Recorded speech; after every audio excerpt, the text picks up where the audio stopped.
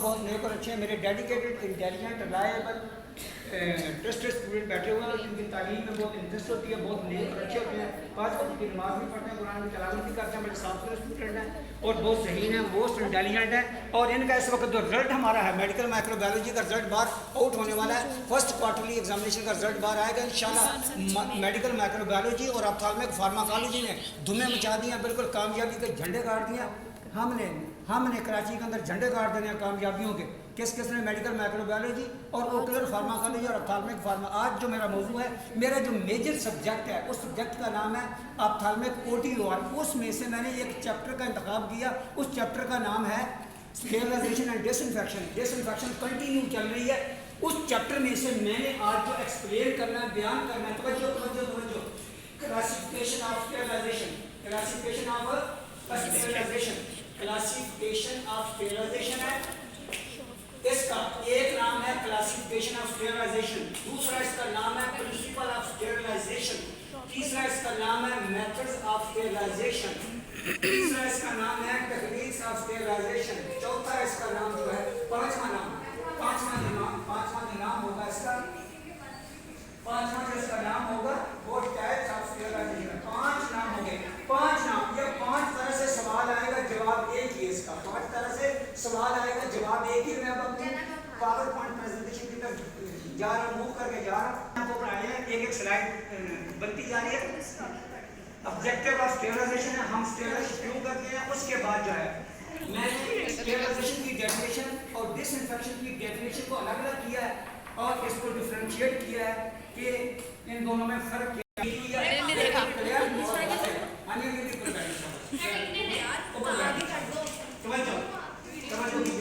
अच्छा, उसके बाद मैंने काइंड ऑफ स्टेरिलाइजेशन बताई है।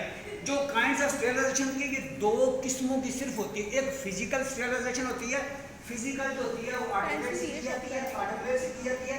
और जो केमिकल स्टेरिलाइजेशन होती है ये केमिकल सॉल्यूशन से की जाती है।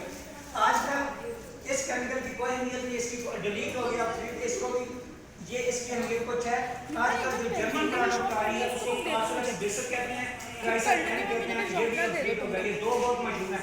ये इंस्ट्रूमेंट डिसइंफेक्टेंट सॉल्यूशन है, इंस्ट्रूमेंट डिसइंफेक्टेंट सॉल्यूशन के जरिए डिसइंफेक्शन की जाती है।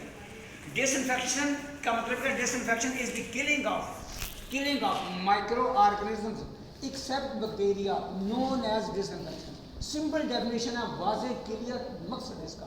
तवज्जो, अब मैं आता हूँ नेक्स्ट स्लाइड। तवज्जो, जो मैं अपने मौजू पर जा रहा हूँ, ये कौन से स्टेप्स भी इंस्ट्रूमेंट को सर्जिकल इंस्ट्रूमेंट को स्टेराइल करने से पहले कौन से स्टेप्स होते हैं। सबसे पहले इंस्ट्रूमेंट को वॉश किया जाता है, क्लीन किया जाता है, फिर उनको डिसइंफेक्ट किया जाता है। उसके बाद उनको डिकंटामिनेट करने के बाद एक टेबल के ऊपर इंस्ट्रूमेंट चादर बिछी होती है, उसके ऊपर इंस्ट्रूमेंट रख के हम उनको तरतीब करते हैं। तरतीब करने के बाद फिर उनको हम ड्राई करते हैं, ड्राई के बाद उनकी इंस्पेक्शन करते हैं, कोई इंस्ट्रूमेंट टूटा तो नहीं, खराब तो नहीं, इस तरह का ये देखा जाता है। उसके बाद उनको पैकिंग, उनको प्रॉपर पैक करके जो कैटर बॉक्स होता है उसमें पैक करके 3 कपड़ों में लपेट के उसको रेडी टेप लगा देते हैं। मैं ये मंजर दिखाऊंगा आपको। और उसके बाद उसको स्टोर किया जाता है। स्टोर किसमें करते हैं? CSSD रूम में करते हैं। किसमें करते हैं स्टोर किसमें करते हैं? CSSD, sterilisation supplying department, central sterilisation supplying department, central sterilisation supplying department. इसके अंदर एक रूम होता है छोटा सा, उसके बाद एक CSSD रूम है, इसमें रैक बने होते हैं, उसमें इंस्ट्रूमेंट स्टेराइल करके रखे जाते हैं। सेट कैटेक सेट है, VR सेट है, DCR सेट है, KM सेट है, क्लेजियन सेट है, ठीक है, MIDS का सेट है, उसके बाद डिटेक्टमी का सेट है। इस तरह सेट रखे जाते हैं। अभी VR की सर्जरी के लिए VR सेट लेकर आओ। अच्छा, क्लेजियन की सर्जरी के लिए वीडियो बना रही हूं, नहीं लिखा जा रहा। ट्रेजन की सर्जरी करनी है, ट्रेजन सेट इस तरह होता है ये। और ये स्टेराइल होते हैं, CSSD में स्टोर करेंगे, फिर इंस्ट्रूमेंट वापस इशू कर दिया, फिर यूज, फिर दोबारा ये दोबारा ऑटोक्लेव रूम में आते हैं, दोबारा इनको वॉश करते हैं, ड्राई करते हैं, पैक करके ऑटोक्लेव करके फिर उस जगह रख देते हैं। एक सर्कल होता है इसका। तवज्जो, मैं यहाँ आ गया। उसके बाद जो है तवज्जो कीजिए जरा। अब देखो आज क्या है, प्रिंसिपल ऑफ स्टेरिलाइजेशन। इसके कितने नाम मैंने बता दिए? 5 नाम। कितने नाम बता दिए मैंने? 5 नाम बता दिए। 2 ये हो गया, 3 ये हो गया और 4 ये हो गया। ये बारे में भी पूछा जाता है स्टेरिलाइजेशन में और डिसइंफेक्शन में क्या फर्क है, वायवे में पूछते हैं, आमतौर पर क्वेश्चन भी पूछा जाता है, ये याद रखिएगा मेरी बात, तवज्जो कीजिए जरा। प्रिंसिपल जो ओटी के अंदर मेथड ऑफ स्टेरिलाइजेशन इस्तेमाल किए, ओटी के अंदर, फैक्ट्रियों के अंदर नहीं, ओटी के अंदर, माइनर ओटी के अंदर, उसका पहला नाम है sterilisation by moist heat steam autoclave. Autoclave एक कंपोनेंट का नाम है, जिस तरह प्रेशर कुकर होता है सालन पकाने के लिए, इस तरह के प्रेशर कुकर की तरह होता है। इसमें क्या होता है, पानी उबलता है, उससे मॉइस्ट हीट पैदा होती है, यानी गीली, उसको स्टीम कहते हैं। दूसरा स्टेरिलाइजेशन बाय ड्राई हीट, ये हार्ड एयर ओवन होता है। हार्ड एयर ओवन एक कंपोनेंट का नाम है, एक डब्बा होता है, उसके अंदर लोहे के रॉड लगे होते हैं, उसमें इंस्ट्रूमेंट डाल देते हैं, उसको ऑन कर देते हैं, उसका जो टेम्परेचर होता है 161 डिग्री से लेकर 180 तक होता है, टाइम उसका 1 आवर होता है। तवज्जो, मैं इसके पैरामीटर भी बता रहा हूँ, इसके अपने पैरामीटर हैं, इसके अपने पैरामीटर, ये ओटी में इस्तेमाल होती है। ये वो स्टेरिलाइजेशन है मैंने पढ़ानी है आपको, जो कि ओटी में इस्तेमाल होती है, माइनर ओटी में, मेजर ओटी में। मैंने वो नहीं पढ़ानी जो फैक्ट्री में इस्तेमाल होती है, हमें उसके से क्या लिया, उसके बारे में एक इल्म होना चाहिए शॉर्ट की। Sterilisation by boiling electric steriliser, उसके बाद स्टेरिलाइजेशन बाय केमिकल, केमिकल का मतलब केमिकल सॉल्यूशन। ये केमिकल सॉल्यूशन कौन कौन से उनके नाम दिया गया, इंस्ट्रूमेंट को डिसइंफेक्ट करने के लिए, इंस्ट्रूमेंट को डिसइंफेक्शन करने के लिए, डिसइंफेक्ट करने के लिए कार्सोनेक्स बेसिक इस्तेमाल होता है, ट्राइसाइड एन इस्तेमाल होता है, ये इंस्ट्रूमेंट इस्तेमाल होता है, सॉरी सोल्यूशन इस्तेमाल होते हैं। उसके बाद मैं आता हूँ अगली बात, इस पर बहस हो इस्तेमाल होती है स्टेरिलाइजेशन जो गैस, ये जितने वीआरएस के इंस्ट्रूमेंट होते हैं, एमआईवीएस के जितने इंस्ट्रूमेंट होते हैं, इससे करने फैक्ट्री में होते हैं। फ्लैश स्टेरिलाइजेशन ये जल्दी होती है, sterilisation by filtration, sterilisation by radiation, ये जो सारी ये दोनों किस्में जो जितनी मेडिकल, जितनी मेडिसिन है, टैबलेट है, सिरप है, कैप्सूल है, उसके बाद आंख में जो इम्प्लांट लगाते हैं, आईयर इम्प्लांट करते हैं, कहीं भी बॉडी में इम्प्लांट लगता है, हार्ट के वाल्व है, ऑइंटमेंट है, सिरप है, कैप्सूल है, टैबलेट है, आई ड्रॉप है, ऑइंटमेंट है, कोई आई जेल है, तमाम के तमाम मेडिकल की जितनी भी आर्टिकल्स हैं, जितनी मेडिसिन है, जितने सोल्यूशन हैं, इवन के ये जो लिवर टेक है, डेक्सट्रोज है, वाटर है, सलाइन है, ये तमाम की तमाम इस टेक्निक से फैक्ट्रियों में स्टेरिलाइज होती है। इन दोनों अंदर और बाहर आकर कंटामिनेशन होती है। इसका ओटी के साथ कोई नहीं मिली, जितनी भी हम मेडिसिन खाते हैं, आइटम आप में डालते हैं, हाईली स्टेराइल होती है, हाईली स्टेराइल होती है। के बाद याद रखिएगा जो ओटी में प्रोसीजर इस्तेमाल होते हैं वो पीछे मैंने ये बता दिया आपको, ये 5 हैं, ये 5 classification of sterilisation, principle of sterilisation, methods of sterilisation, techniques of sterilisation और टाइप्स ऑफ स्टेरिलाइजेशन, ये इस्तेमाल होता है।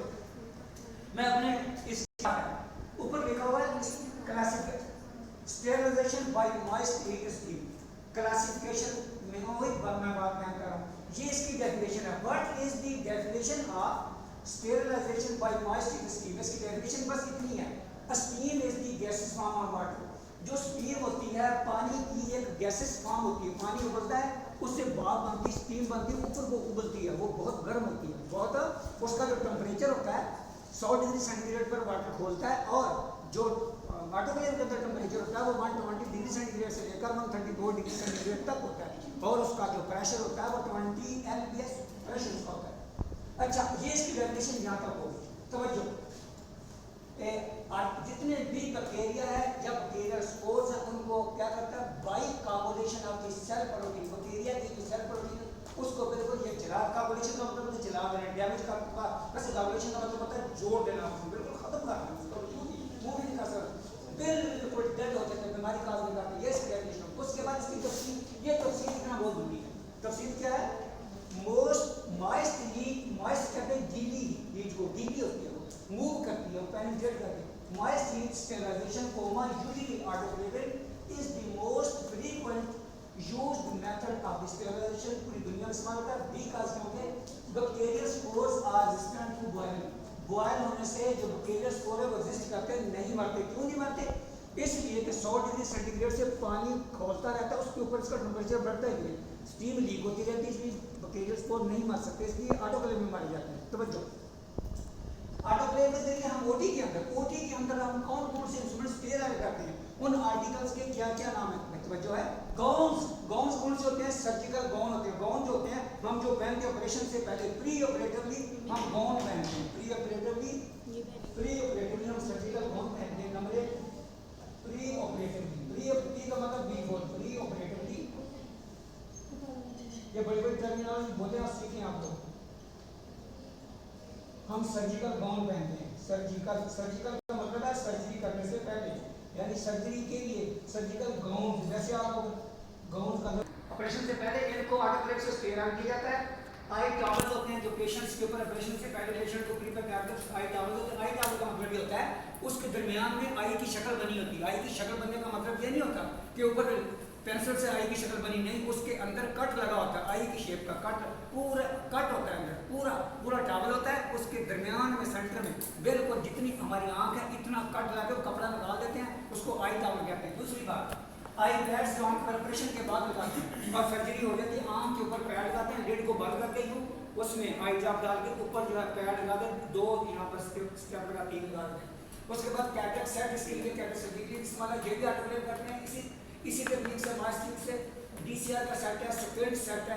सुकेंट सेट का मतलब इसमें सुकेंट करेक्टिव सर्जरी के लिए इंस्ट्रूमेंट मौजूद होते हैं। विट्रेक्टमी सेट, विट्रिस अगर किसी की विट्रिस जजमेंट हो जाए उसको रिमूव करने के लिए जो विट्रेक्टमी सेट इस्तेमाल करें। एंट्रोपियन का मतलब है आईलेट का अंदर मुड़ जाना, एक्ट्रोपियन का आईलेट का बाहर मुड़ जाना। सेट होते हैं सर्जिकल सोफिस्टिकेटेड या माइक्रो सर्जिकल इंस्ट्रूमेंट होते हैं, इंस्ट्रूमेंट्स, इसी को कैटरेक्ट सेट को कहते हैं। Are to be sterilised by moist steam के जरिए। ये ऑटोक्लेव लिखना बहुत ही जरूरी होता है, ये कंपोनेंट है। मेरा चैलेंज है पूरी दुनिया को, कोई माई का लाभ, कोई माई का लाभ।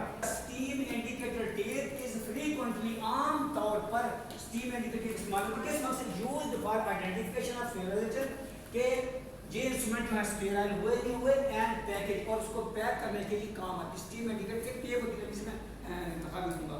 अब मैं नेक्स्ट स्लाइड पे जा रहा हूँ। इसका मेथड का मतलब है ये इसके पैरामीटर हैं। ये क्या है भाई बोलो, ये किसके पैरामीटर हैं? स्टेरिलाइजेशन बाय मास्टिक स्टीम के पैरामीटर हैं। और यही पैरामीटर ऑटोक्लेव के हैं। जो ऑटोक्लेव के कंपोनेंट है उसके 3 पैरामीटर होते हैं। पैरामीटर के बगैर स्टेरिलाइजेशन नहीं हो सकती। नंबर 1, स्टीम प्रेशर कितना, 15 to 20 MSPS है। लिब्रास इन पाउंड, 2.5 पाउंड का किलो होता है। लतीनी ज़बान का लफ्ज़ है, लिब्रा पाउंड को कहते हैं। मैंने एक से पूछा बता एमपीएस क्या होता है, कहते हैं पर स्क्वायर इंच ऑटोक्लेव डायरी की शक्ल में होता है। गुलाई पर स्क्वायर इंच स्टीम जो सर्कुलेट करती, पेनिट्रेट करती है इंस्ट्रूमेंट के ऊपर। अच्छा, दूसरे पैरामीटर इसका क्या आ गया? स्टीम स्टेबलाइजेशन का दूसरा पैरामीटर, ऑटोक्लेव का दूसरा पैरामीटर टाइम, 20 मिनट्स, टाइम इसका 20 मिनट्स पक्का होने के बाद टेम्परेचर मैंने पेपर चेक किए, अक्सर जो टेम्परेचर का स्पेलिंग का तरीका 1 से लेकर 134 डिग्री सेंटीग्रेड तक होता है। इसमें तमाम के तमाम बैक्टीरिया, माइक्रोब और बैक्टीरिया स्पोर किल हो जाते हैं। तो इसकी एडवांटेजेस क्या हैं? मैंने डिस्कस खत्म कर दिया, बस थोड़ा रह गया। एडवांटेजेस की क्या है? Kills highly heat resistant micro organism, जो हीट से रेजिस्ट करते हैं, नहीं मरते हैं, वो ऑर्गेनिज्म मर जाते हैं। एंड बैक्टीरियल स्पोर्स, और बैक्टीरियल स्पोर्स बिल्कुल मुकम्मल तौर पे किल हो जाते हैं। दूसरी बात, शॉर्ट साइकिल टाइम है। शॉर्ट साइकिल टाइम का मतलब है कम वक्त में इंस्ट्रूमेंट जो है स्टेराइल, कम वक्त से बना क्या 20 मिनट्स में। शॉर्ट साइकिल टाइम, ये शॉर्ट साइकिल टाइम ये लिखा हुआ है। मैं इसको इंडिकेट कर गुड पेनिट्रेशन। ये जो स्टीम होती है, स्टीम प्रेशर होती है, कभी आपने प्रेशर कुकर में देखा तो क्या स्टीम पेनिट्रेशन होती है, ये बहुत तेज होती है, ये इंस्ट्रूमेंट के अंदर मूव करती है और कपड़े के अंदर भी ये पेनिट्रेट करके चली जाती है। और जितना बैक्टीरिया होता है, बैक्टीरियल स्पोर होते हैं, वो किल हो जाते हैं। बीपी चार्ज होता है। Range of material can be process, इसमें आई पैड, कॉटन, उसके बाद कैटरेक्ट सेट, वीआर सेट, सारे के सारे इस तरीके से ऑटोक्लेव किए जाते हैं, स्टेराइल किए जाते हैं। इस चीज़ को वाइड रेंज ऑफ मटेरियल, बहुत सी किस्मों का मटेरियल इससे स्टेराइल किया जा सकता है। अगले डिसएडवांटेज का दूसरा नाम क्या, जो possible corrosion of unprotected carbon steel instruments. क्या मतलब इस बात का? इस बात का मतलब यह है कि पॉसिबल करोजन का मतलब जंग लग जाना।